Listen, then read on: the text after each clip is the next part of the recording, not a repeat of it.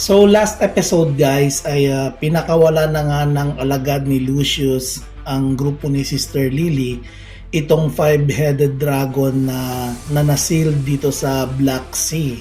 So pinakawala nila ito para ito yung sisira sa bayan ng Land of the Sun. Pero guys, bigla ring dumating ang mga miyembro ng Ryuzen 7 para depensahin itong bansa nila at the same time sugpuin itong mga kalaban. So magpapatuloy guys ang ating chapter 246 ng Black Clover at huwag po natin kalimutan na mag-follow at mag-subscribe sa ating channel para mas updated tayo sa ating mga videos.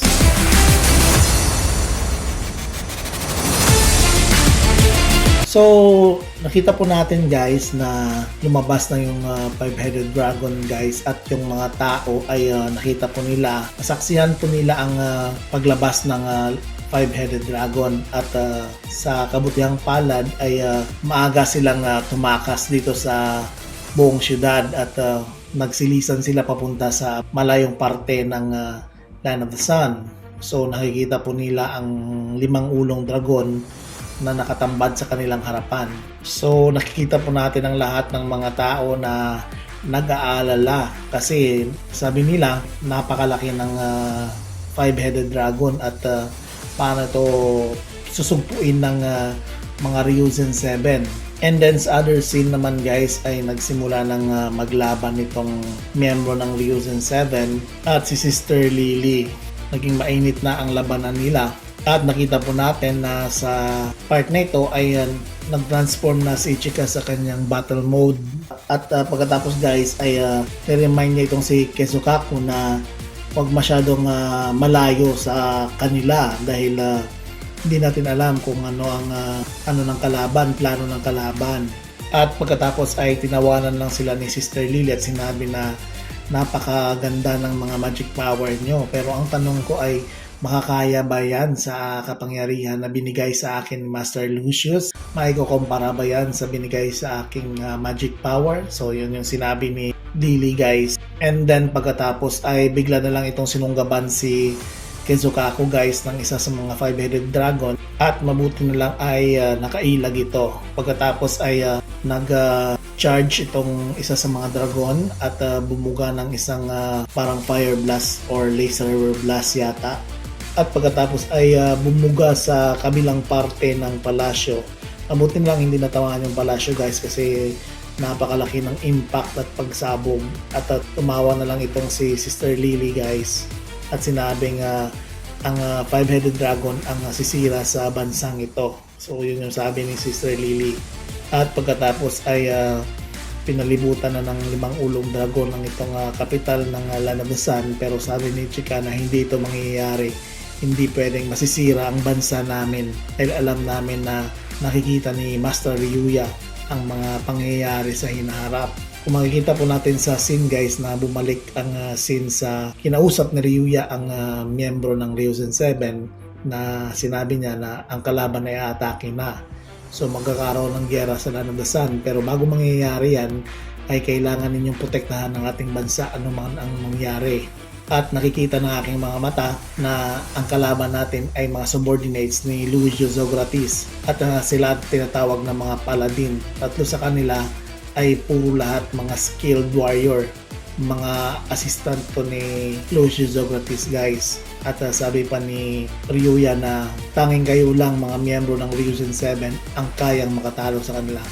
Then sinabi rin ni Ryuya sa kanila na ang gamit nilang magic power, yung isa ay gumagamit ng special magic tapos gumagamit din at the same time ng water magic at yung isa naman ay gumagamit ng yellow or ice, yung isa naman ay kayang kontrolin ang mga halimaw. So yun yung niremind niya sa mga Ryuzen 7 at sabi ni Ryuya pa guys na ang tatlong yun ay may planong sirain ang ginawa nating kulungan sa halimaw doon sa dagat. Kaya dapat magbantay tayo at sila ay darating dito sa umaga. So yun nga yung reminders ni Ryuya sa kanila.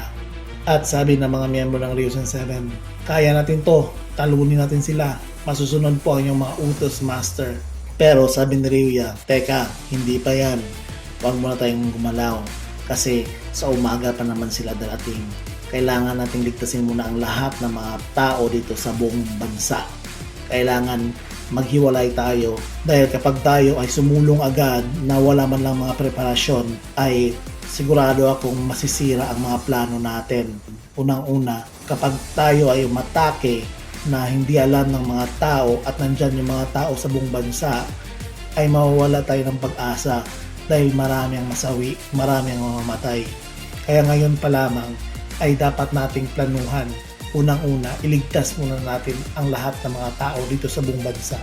So yun nga guys, mabuti na lang guys at yung ability ni Ryuya ay kaya niyang makita sa hinaharap. So kaya niyang makita yung future. Kaya yan yung una niyang plano na iligtas yung buong tao sa bansa nila. At yun nga, nagawa nila yan. So sabi rin ni Ryuya dito guys na mag-evacuate sila sa pinakamalayong parte ng city, ng syudad. So, yun ang tinatawag nilang Goshu. Then, yung Goshu guys, yan yung parang, kung hindi ako nagkakamali, parang nasa part yun ng mga mountainous part ng Land of the Sun. At kumbaga, ang plano nila ay ginawa nila yan ng gabi dahil aatake sa umaga ang kalaban. Yun yung mangyayaring plano nila. So, nag-advance sila ng plano. Para pagdating ng kalaban guys, ay yung problemahin nila ay yung ano na lang, yung tatlong paladins na lang. Kumbaga yung bahala nang masira yung buong bayan. Kasi wala namang tao eh. Yung inaalala naman ni Ryuya guys yung mga tao. So nagtanong din yung mga kasama. So Master, sigurado ka bang lalabas yung 5 ulong dragon? Nakakatakot naman yun pag yun yung lalabas. Kasi napakalaki nun at kaya niyang sirain yung buong bayan dito sa Land of the Sun. So parang medyo natakot sila guys. Tumawa naman itong si Ryuya sa kanila guys. At sabi naman ni Ryuya na alam kong malakas ang kalaban natin. Yung dragon pa lang malakas na yon at malaki. Lalo na yung tatlong yun. Napakalakas nun. Kasi yun yung pinakamalakas sa lahat ng mga nakalaban natin noon. Pero naniniwala ako sa inyo, kaya nyo silang talunin. So yun yung belief ni Ryuya guys sa kanyang mga tao, sa kanyang mga Ryuzen 7 guys. At sinabi niya pa na kaya nilang manalo. So ibig sabihin yung trust ni Ryuya guys ay nasa kanila, na kaya nilang pataubin itong dragon at yung tatlong paladin. Kaya nga nagwala na itong si Kizukaku guys, at inatake niya na yung isang ulo ng dragon at ginamitan ni Kizukaku ng kanyang special technique. Yun nga, naglabas na rin ng technique yung mga kasama nila gamit ang Zeten at inisa-isa nilang kalabanin ang lahat ng ulo ng dragon na ito. So makikita po natin na halos ginamit nila yung mga special technique nila. Kahit mag-isa lang sila ay kaya nilang atakihin itong dragon. So nakita po natin guys na naputol ang ulo ng 5 dragon na ito.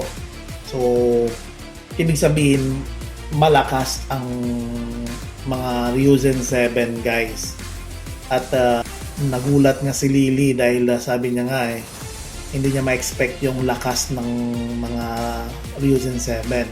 So sabi nga ito pala yung sinasabi ni Master Lucius na pinakamalakas na mga mages dito sa Land of the Sun. At sabi naman ni Ichika guys na naniniwala si Master Ryuya sa amin at hindi namin siya biguin sa kanyang mga paniniwala sa amin. So yun nga guys, natalo yung na naputol yung ulo ng lahat ng mga dragon. At ano kayang mangyayari sa sunod na episode nito guys? So subaybayan po natin guys sa next episode. Huwag po natin kalimutan guys na mag-subscribe at mag-follow sa ating channel para mas updated po tayo sa ating mga videos. Ingat guys!